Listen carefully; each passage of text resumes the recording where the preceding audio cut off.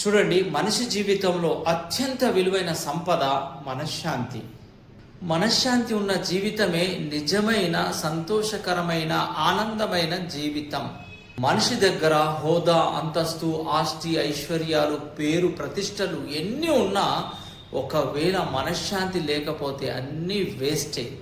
మనశ్శాంతి అనేది సృష్టికర్త అయినటువంటి ఆ దైవం అల్లా తన దాసుడికిచ్చే ఒక గొప్ప వరం, ఒక గొప్ప బహుమానం.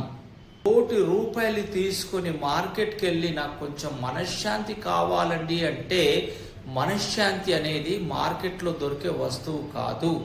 మనశ్శాంతిని డబ్బుతో కొనలేము. మనశ్శాంతి కేవలం సృష్టికర్త అయినటువంటి ఆ దైవం యొక్క అల్లా యొక్క స్మరణ ద్వారానే లభిస్తుంది. అల్లదీన ఆమను వ తత్మఇన్నుల్ ఖులూబ్ అలా బిజిక్రిల్లా. మీరు హృదయాలకు మనశ్శాంతి, ప్రశాంతత కేవలం అల్లాహ్ యొక్క స్మరణ ద్వారానే లభిస్తుంది. సృష్టికర్త అయినటువంటి ఆ దైవానికి, అల్లాహ్కు ఆరాధించకపోతే ఆ హోదా, అంతస్తు, ఆస్తి, ఐశ్వర్యాలు, పేరు, ప్రతిష్టలు ఎన్ని ఉన్నా మనశ్శాంతి ఉండదు.